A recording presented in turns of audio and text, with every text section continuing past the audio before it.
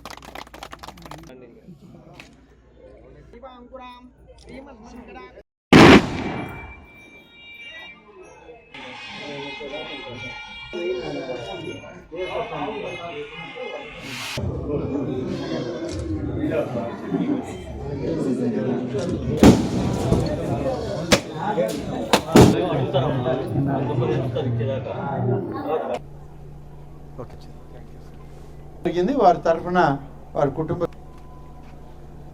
ఈరోజు బహుశా మొట్టమొదటిగా మన ప్రభుత్వం వచ్చిన ఈ 6 మాసాల్లో అక్కడక్కడ కొన్ని పార్టీ కార్యక్రమాలు చేస్తూ ఇప్పటి వరకు మనం మన పార్టీని పటిష్టం చేసుకోవడంలో కార్యక్రమాల్లో ముందుకు వెళ్ళాం. అలాగే కూటమి నాయకులు, ఉప ముఖ్యమంత్రి శ్రీ పవన్ కళ్యాణ్ గారు, భారత ప్రధాని శ్రీ నరేంద్ర మోడీ గారు, వీరందరి ఆశీస్సులతో నెల్లూరు జిల్లాలో అభివృద్ధి కార్యక్రమాలను ప్రారంభిస్తున్నాం. అందులో భాగమే ఏఎస్పేట మండలంలో మొట్టమొదటి గ్రామంగా ఈ జమ్మవరం గ్రామానికి రావడం జరిగింది. జమ్మవరం గ్రామంలోనికి రావడానికి కారణం కూడా ఇటీవల ఉపాధి హామీ పథకంలో భాగంగా పశు సంపదని పెంచుకోవాలి, పశు సంపదతోనే రైతాంగం అభివృద్ధి చెందాలి అనేటువంటి ఒక ఉద్దేశంతో క్యాటిల్ షెడ్లు అని చెప్పి షెడ్లు ఏర్పాటు చేసుకోవడానికి దాదాపుగా 2,40,000 రూపాయలు ఒక్కొక్క షెడ్కి ఖర్చు అవ్వడానికి ఈరోజు ప్రభుత్వం ఏర్పాటు చేసింది.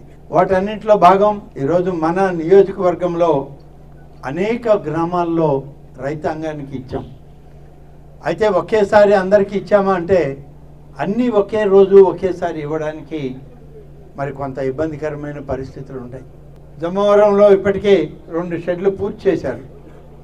2,40,000 విలువైనటువంటి క్యాటిల్ షెడ్లని ఇంకా ఎక్కువ చేయడానికి ప్రభుత్వం ఆలోచన చేస్తూ ఉంది.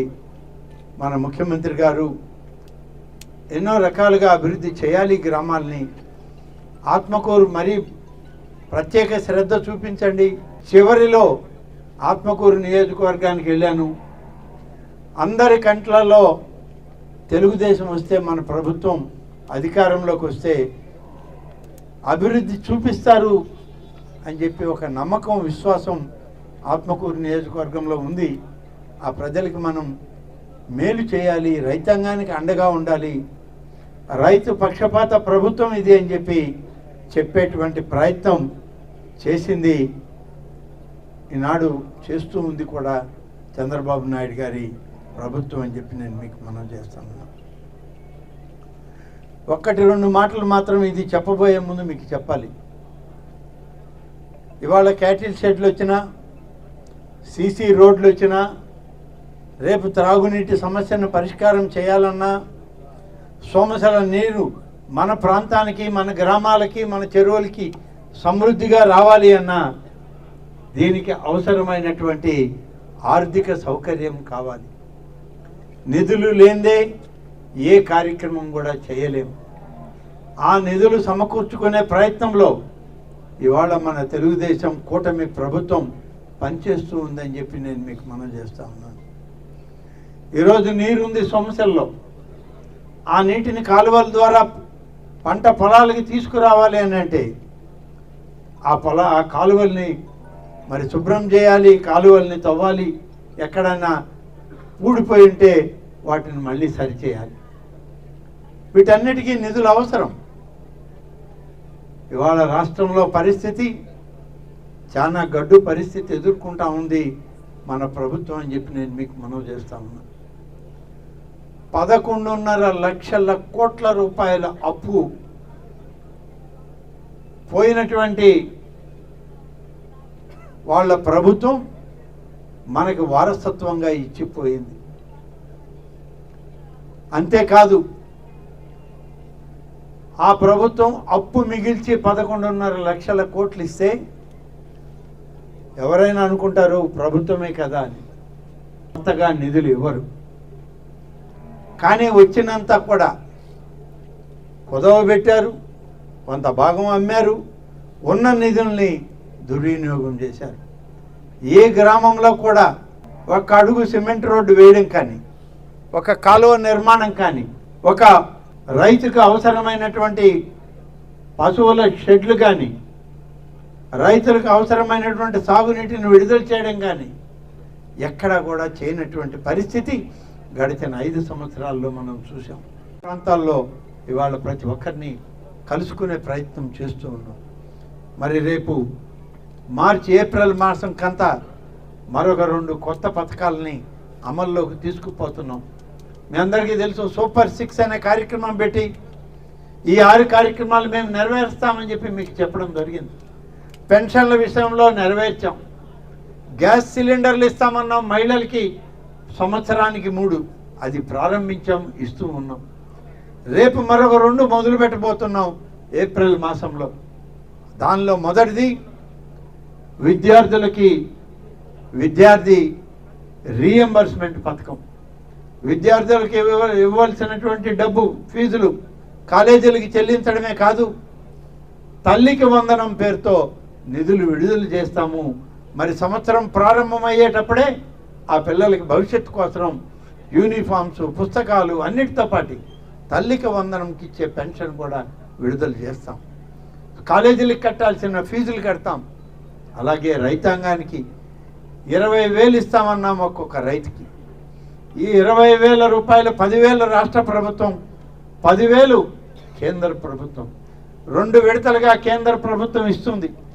కేంద్ర ప్రభుత్వం ఎంత ఇస్తే అంత రాష్ట్ర ప్రభుత్వం కూడా కలిపి బహుశా ఏప్రిల్ మాసంలో, మార్చి ఆఖరిలోనో ఏప్రిల్లోనో రైతు భరోసా కింద మొదటి విడత రిలీజ్ అవుతుంది.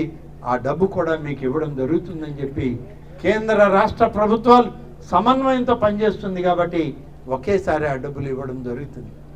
కాబట్టి ఈ విధంగా రైతాంగాన్ని, విద్యార్థుల్ని, పేద కుటుంబాలని, వికలాంగుల్ని, అంగవైకల్యంతో బాధపడుతున్నటువంటి వాళ్ళని, అలాగే పేద వర్గాల ప్రజలకి అండగా ఉండడానికి ఇవాళ ప్రయత్నం చేస్తున్నాం. ఊర్లో వచ్చేటప్పుడు మా కార్యం పేరుతో, అలాగే ప్రధానమంత్రి గృహ నిర్మాణం పేరుతో నిధులు వెచ్చిస్తున్నాం. ప్రతి ఇంటికి కూడా ఎవరు ఇల్లు కావాలని ముందుకు వచ్చినా ఇంటికి డబ్బిచ్చి ఆ ఇల్లు కట్టుకోవడానికి, స్థలం లేకపోతే స్థలం ఇచ్చి ఇల్లు మంజూరు చేయడం జరుగుతుంది. స్థలం ముందే ఉంటే ఆ స్థలంలో ఇల్లు కట్టుకోవడానికి కూడా ఇప్పుడు నిధులు మంజూరు చేసింది ప్రభుత్వం. త్వరలోనే మీ గ్రామాల్లో కూడా మంజూరైన ఇళ్ళు పనులు ప్రారంభమవుతాయి.